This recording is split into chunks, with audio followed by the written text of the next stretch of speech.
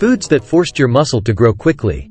We're going to discuss the top common meals that you're not eating correctly nowadays. Now, these meals may vary somewhat from what you may have imagined. But if you stick with me through to the finish, you'll see what a big impact they can have on your health. The most important factor in this case is the glycemic index, which measures how quickly a food raises your blood sugar, and how quickly it breaks down and turns into blood sugar. Glucose is the standard reference, and it has a standard number of 100. We then compare other foods to that, such as white bread, which is commonly consumed and has a glycemic index of 70, which is already extremely high. However, if you look at what many people eat for oats, quick, they have a glycemic index of 83. So that's more glycemic index. It gets into your bloodstream faster even than white bread. On the other hand, if you were to eat something like steel-cut oats, that has a glycemic index of 42, so roughly half. That is a big difference. Now, I'm not a huge fan of grains in general. But if you're going to eat a grain at all, I believe it should be a gluten-free grain. And steel-cut oats would probably be a decent alternative. So I've marked the glucose in red because that's like crazy fast. You don't want anything getting into your bloodstream that quickly. The white bread is like a dark orange. The instant oats would be even more dark orange, and the steel-cut oats I would put as yellow because it's not a great food, especially if you're trying to reverse a disease or a metabolic condition. However, if you tolerate oats really well, if you're insulin sensitive and you're just maintaining, then it can be a reasonably healthy food. Now, why can there be such a huge difference between oats and oats? Well, it has to do with how it's processed. And this applies to a lot of processed foods. When we eat a relatively whole food, it's sort of like a cube that's pretty solid, it's dense. It takes a while for enzymes and digestive juices to get into it. So it breaks down slower. It's kind of like putting a big log on the fire. It's dense. It's going to take a while. Whereas if we cut it up into pieces, so if we take a steel-cut oat and we roll it, now it's going to be much flatter. And they treat it with some heat and some moisture before they dry it out. So now it's much quicker for those enzymes to get into it. If the steel-cut oat takes like 45 minutes to cook, the rolled oat takes like 4 or 5 minutes. And that also reflects in how quickly it digests in the body. Now, the instant oat is going to be even less than that. So it's going to be just a sliver, and therefore, it's going to cook in a minute. And it's going to break down in seconds. And this principle applies basically to all processed food. It's the difference between fruit and fruit juice, for example, where they break down the cell walls. It's going to get into your bloodstream much faster. It's a completely different food. Now, number 9 is lectins. So animals can defend themselves. They don't like to get eaten. So they can run really fast. Or they have claws and teeth to defend themselves.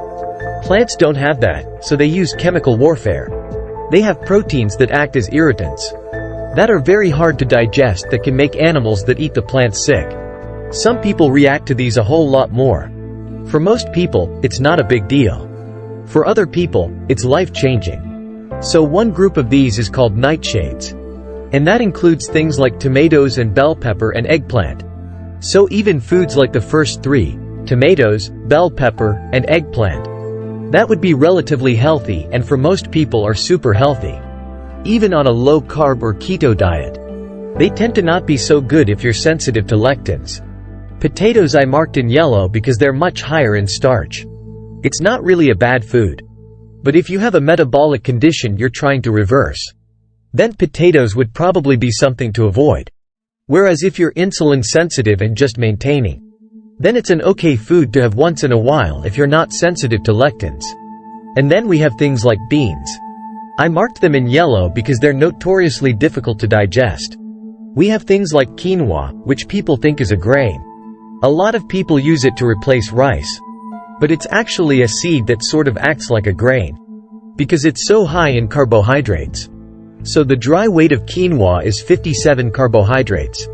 It's almost like wheat or rice.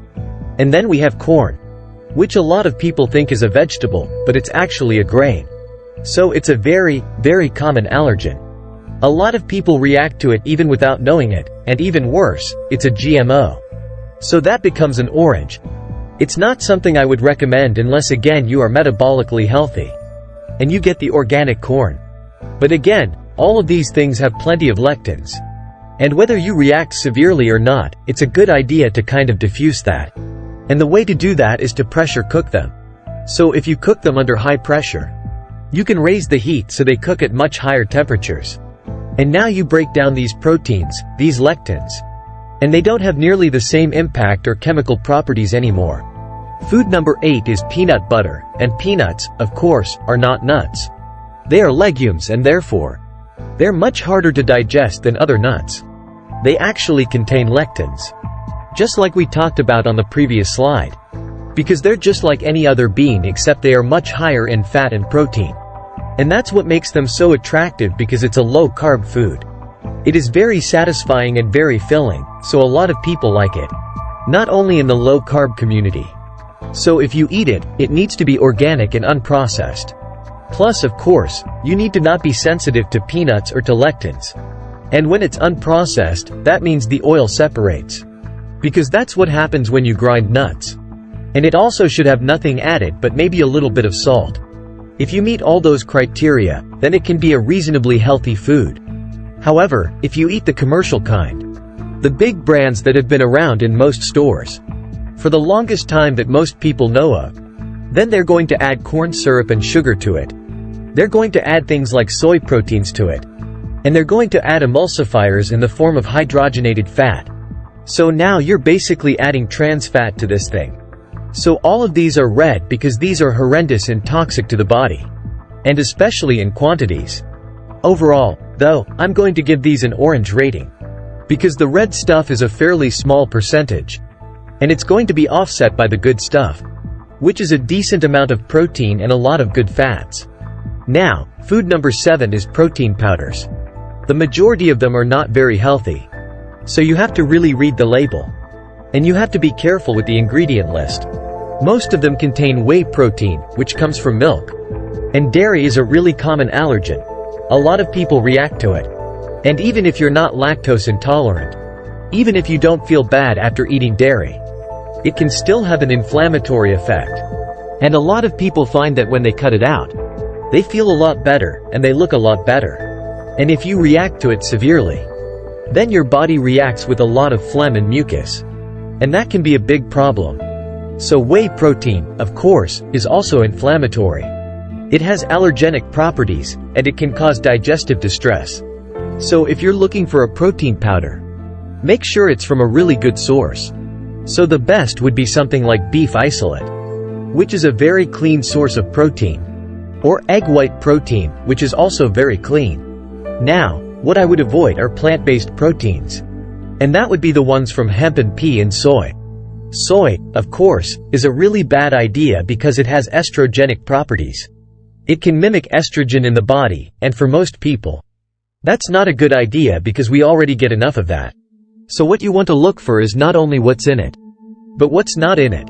It should not have sweeteners, flavors, colors, thickeners, emulsifiers, preservatives, hormones and antibiotics. So what I have here on the right are just a few examples of the things that I found to be really good. They have a very clean source of protein. The one on the left, for example, has beef isolate. And it has some natural flavors and a tiny bit of natural sweetener. But overall, it's a really clean source of protein. And that's kind of what you want to look for. Don't look for the cheapest one. Don't look for the one that tastes the best. If you're going to do it, you want to do it right. And it's not going to be as cheap as the other stuff. But it's going to be a lot healthier. Now, the next one is yogurt, which seems to be really healthy. And a lot of people eat it. Especially on a low-carb diet because it's fairly low in carbohydrates. But the problem is that most commercial brands have a lot of sugar in them. They have a lot of sweeteners and flavorings and colors. And again, just like with the peanut butter, you want to look for something that has nothing added. It should just be yogurt and maybe a tiny bit of salt or something like that. So the one on the left, for example, is a Greek yogurt, and it has nothing added. And that's really what you want to look for. If you can tolerate dairy, if you're not sensitive to it, then that's an okay food. It can be part of a healthy diet. It's just that most people tend to not tolerate dairy very well. So in that case, it's not a good food. Because it's not going to be healthy for you, but for most people, it's fine. It's a good source of probiotics and other nutrients that are in dairy. Now, number 5 is fruit, and that's a really controversial topic. I have a lot of videos on this. And I'm just going to give you a very brief overview. Because a lot of people have the mindset that fruit is healthy. And if you don't eat it, you're doing something wrong. The problem is that fruit is basically just a big ball of sugar. And that's why it tastes so good. It's like candy. It's nature's candy. And that's not a bad thing. But the problem is that most people eat way too much of it. And especially if you have a metabolic condition. Or if you're trying to reverse a disease. If you're metabolically healthy and you're just maintaining, then it's probably not a big deal. But if you're not, then it is a big deal.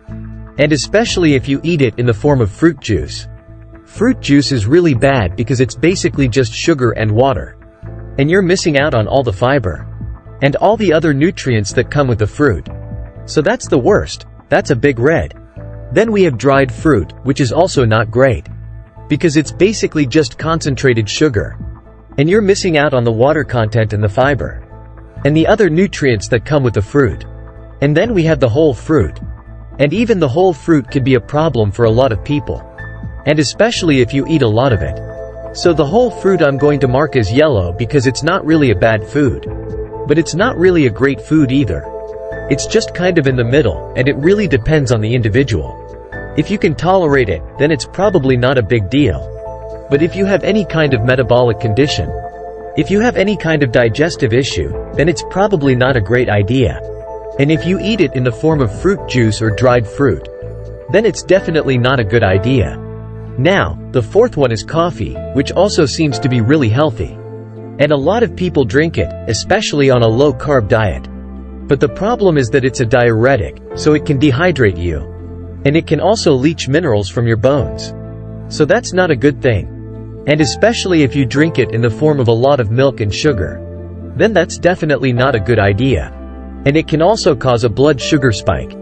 So if you have a metabolic condition, if you're trying to reverse a disease, then it's probably not a great idea to drink a lot of coffee. If you can tolerate it, if you're just maintaining, then it's probably not a big deal. But if you have any kind of issue, then you might want to cut back or eliminate it. Now, number 3 is bacon, which seems to be really healthy. And a lot of people eat it on a low-carb diet.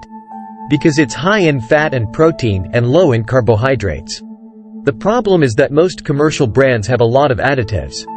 And preservatives and flavorings and colorings. And you want to avoid all that stuff.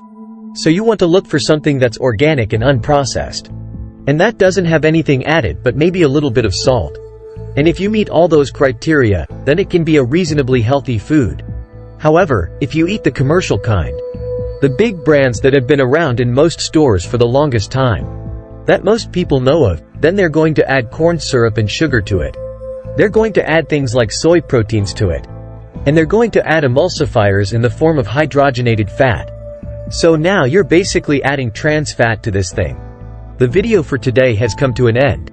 We are grateful that you took the time to view this enlightening video. Remember to subscribe to our channel, so you don't miss any of the most groundbreaking content. If you enjoyed watching this video, showing it to your friends, and giving it a like. Bye and have a nice day.